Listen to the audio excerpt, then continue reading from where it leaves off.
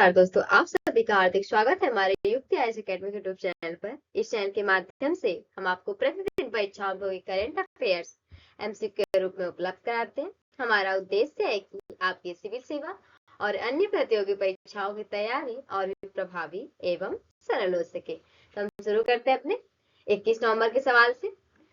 सवाल था इसमें कि भारत की घरेलू अर्थव्यवस्था की मजबूती ने किस अंतरराष्ट्रीय समझौते में देश को बेहतर स्थिति दी है।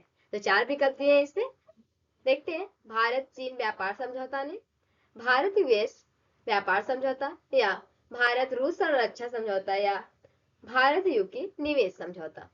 तो इसमें सही विकल्प जाएगा दूसरा, भारत यूएस व्यापार समझौता। इसने जो कि भारत की घरेलू अर्थव्यवस्था की मजबूती, इस समझौते ने देश को बेहतर स्थिति दी है।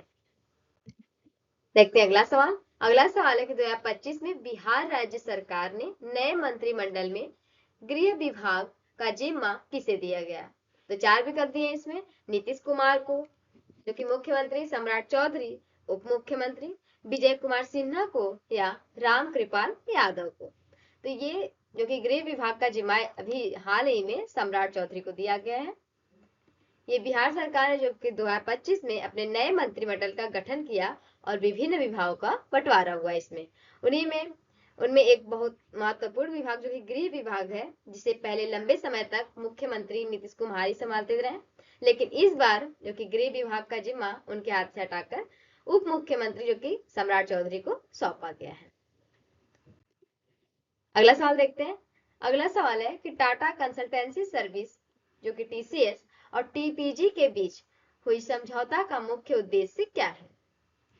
देखते हैं, इसमें 4 विकल्प दिए हैं, जिसमें से है पहला, सिर्फ सॉफ्टवेयर सेवाएं बढ़ाने के लिए, या भारत में बड़े पैमाने पर एआई तैयार डेटा सेंटर बनाना, या केवल विदेशों में डेटा सेंटर खोलना, अथवा मोबाइल ऐप डेवलपमेंट में साझेदारी करना। ये सब इसके विकल्प है। इसमें सही विकल्प है लेकिन दूसरा, भारत में बड़े पैमाने पर एआई तैयार डेटा सेंटर बनाना। टीसीएस और टीवीजी इनकी बात करें तो इन्होंने मिलकर जो कि भारत में एक नया संयुक्त उद्यम बनाया, जिसका नाम hyper valued AI data centre LTD है।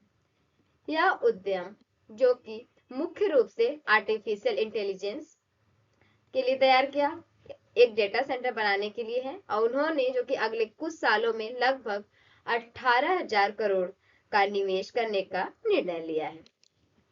इसका मतलब है कि वे भारत की जो कि डिजिटल इंफ्रास्ट्रक्चर को बढ़ावा देना चाहते हैं, जैसे कि डेटा जहां बड़ी मात्रा में प्रोसेस होती है वहीं एआई मॉडल चलते हैं और सर्वर चलते हैं, तो इंफ्रास्ट्रक्चर तैयार करना है। ये सवाल हो गया। अगला सवाल देखते हैं। गूगल ने ताइवान में नया एआई हार्डवेयर इंजीनियरिंग सेंटर क्यों खोला है। देखते हैं, सिर्फ मोबाइल ऐप बनाने के लिए, अमेरिका के बाहर अपना सबसे बड़ा एआई हार्डवेयर सेंटर बनाने के लिए, गेम बनाने के लिए, या सिर्फ ताइवान में छोटे प्रोजेक्ट करने के लिए। तो ये सही विकल्प रहेगा यहाँ से, अमेरिका के बाहर जो कि अपना सबसे बड़ा एआई हार्डवेयर सेंटर बनाने के लिए। इसलिए ये ताइवान में गूगल ने एआई हार्डवेयर इंजीनियरिंग सेंटर खोला है। इसमें क्या है देख लेते हैं। इसमें यह सेंटर जो कि ऐसे कंप्यूटर चिप, सर्वर और मशीनें बनाएगा जो एआई मतलब जैसे चैट जीपीटी, गूगल जेमिनी जैसी तकनीक को चलाने में मदद करते हैं।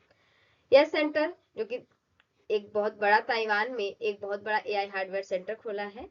ये सेंटर बड़ा है और यह सेंटर जो कि अमेरिका के बाहर गूगल की सबसे बड़ी एआई सुविधा है। इसका मतलब कि गूगल अब ताइवान को एआई तकनीक के लिए बड़ा हब बनाना चाहता है। अगला सवाल देखते हैं। अगला सवाल है कि 4 नए लेबर कोड किस चीज को आसान और एक जैसा बनाने के लिए लाए गए हैं। देखते हैं, सिर्फ बड़ी कंपनियों का काम करने के लिए, श्रमिकों के अधिकार और नियम के लिए, स्कूल की फीस के लिए, या रेलवे का काम के लिए। इसमें श्रमिकों के अधिकार और नियम को लिए ये हो जाएगा दूसरा विकल्प। ये पहले 4 नए लेबर कोड की बात करें तो ये पहले 29 पुराने लेबर कानून थे, जिसमें और सबके नियम अलग अलग थे, लेकिन अब सरकार ने क्या किया कि उन्हें मिलाकर 4 नियम बना दिए। 4 नियम मतलब 4 कोड जैसे लागू किए, जैसे पहले उसमें वेज कोड जो कि 19 में वेतन संहिता, इंडस्ट्रियल रिलेशन कोड, ये दूसरा है 2020 में, जो कि औद्योगिक संबंध संहिता। तीसरा है सोशल सिक्योरिटी कोड 2020 में, सामाजिक सुरक्षा संहिता। चौथा है occupation safety health and working conditions code 2020, व्यवसायिक सुरक्षा व स्वास्थ्य और कार्यस्थिति संहिता। इससे क्या है, इसे सभी मजदूरों के अधिकार और नियम एक जैसे और आसान हो जाएंगे। अगला सवाल देखते हैं। कोलंबो सिक्योरिटी कॉन्क्लेव, जो कि शॉर्ट में CSC कहते हैं, में नया सदस्य किस देश को बनाया गया है? तो 4 विकल्प है, मलेशिया को, सेशेल्स को, जापान को या ऑस्ट्रेलिया को। तो भी हाल ही में CSC में जो कि नया सदस्य, ये सेशेल्स को बनाया गया, सेशेल देश को बनाया गया ये सदस्य भी। सेशेल्स को 2025 में कोलंबो सिक्योरिटी कॉन्क्लेव का एक नया और छठा सदस्य बनाया गया है। यह फैसला जो कि नई दिल्ली में हुई 7वीं NSA स्तर की बैठक में लिया गया है। और ये CSC जो कि हिंद महासागर क्षेत्र की सुरक्षा, समुद्री निगरानी, साइबर सुरक्षा और आतंकवाद रोधी सहयोग के लिए काम करने वाला एक क्षेत्रीय समूह है, जो कि सेशेल्स के जुड़ने से इस क्षेत्र में समुद्री सुरक्षा और तटीय निगरानी और भी मजबूत होगी, क्योंकि सेशेल्स जो कि एक महत्वपूर्ण रणनीतिक देश है, ये इससे इस क्षेत्र में समुद्री सुरक्षा और तटीय निगरानी और भी मजबूत हो जाएगी। अगला सवाल देखते हैं। वर्ल्ड टेलीविजन डे क्यों मनाया जाता है? मनोरंजन के लिए, देखते हैं, बिक्री के लिए, जानकारी और शिक्षा के लिए या गेमिंग के लिए? तो वर्ल्ड टेलीविजन डे की बात करें तो ये 21 नवंबर को जो कि हर साल मनाया जाता है, ये जानकारी और शिक्षा के लिए। तीसरा विकल्प सही हो जाएगा। ये विश्व टेलीविजन दिवस जो कि इसलिए मनाया जाता है कि ताकि दुनिया भर में टीवी की भूमिका को याद किया जा सके। टीवी केवल मनोरंजन के लिए नहीं देखते, बल्कि उससे क्या है कि लोगों तक समाचार भी पहुंचती है, शिक्षा, जानकारी और जागरूकता भी पहुंचती है। ये संयुक्त राष्ट्र UN ने माना कि टीवी वैश्विक संचार का जो कि एक मजबूत माध्यम है, जो समाज को और जोड़ता है और दुनिया की घटनाओं से लोगों को परिचित कराता है। ये था आपका वर्ल्ड टेलीविजन डे के बारे में। अगला सवाल देखते हैं कि 56वां भारतीय अंतर्राष्ट्रीय फिल्म महोत्सव जो कि IFFI 2025 कहाँ शुरू हुआ है? देखते हैं, 4 विकल्प दिए इसमें, मुंबई में, गोवा में, दिल्ली में या हैदराबाद में।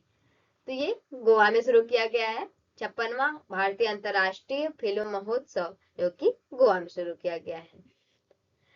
ये भारतीय अंतर्राष्ट्रीय फिल्म महोत्सव जो कि देश का सबसे बड़ा फिल्म समारोह है और इसका 56वां संस्करण जो कि गोवा में शुरू हुआ, और जहां भारत और दुनिया भर की फिल्मों का प्रदर्शन किया जाता है।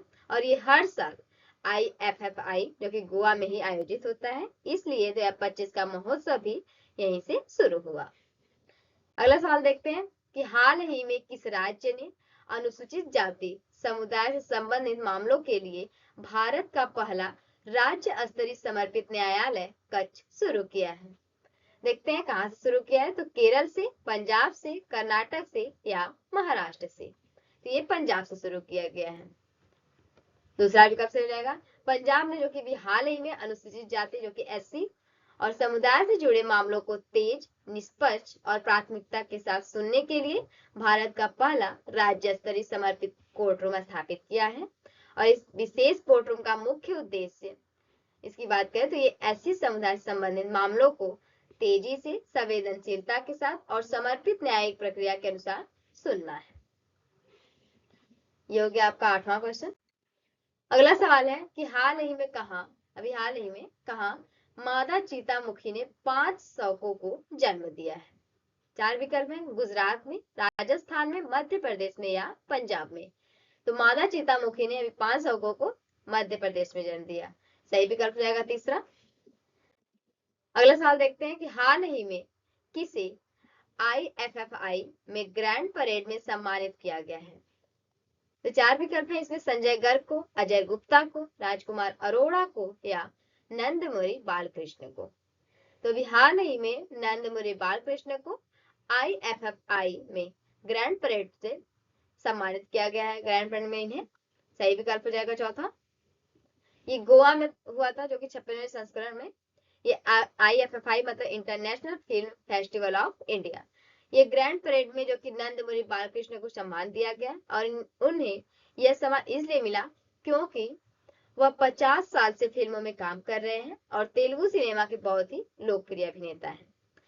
ग्रैंड परेड में क्या होता है कि अलग अलग राज्यों की झांकियां और फिल्म जगत की झलकियां दिखाई गई हैं। वहीं बालकृष्ण को जो कि विशेष अतिथि की तरह सम्मानित किया गया। ये IFFI देश का जो कि सबसे बड़ा फिल्म महोत्सव है, इसलिए यह सम्मान मिलना बहुत बड़ी उपलब्धि माना जाता है।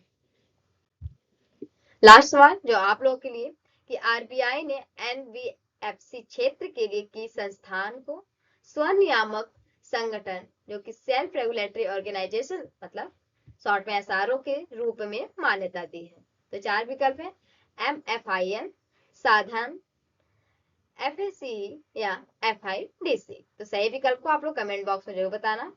इस वीडियो को अंत तक देखने के लिए आप सभी का दिल से धन्यवाद। यदि यह वीडियो आपके लिए उपयोगी रही तो कृपया चैनल को सब्सक्राइब करें, वीडियो को लाइक करें और अपने दोस्तों के साथ शेयर करें। आपकी सफलता ही हमारा संकल्प है। धन्यवाद।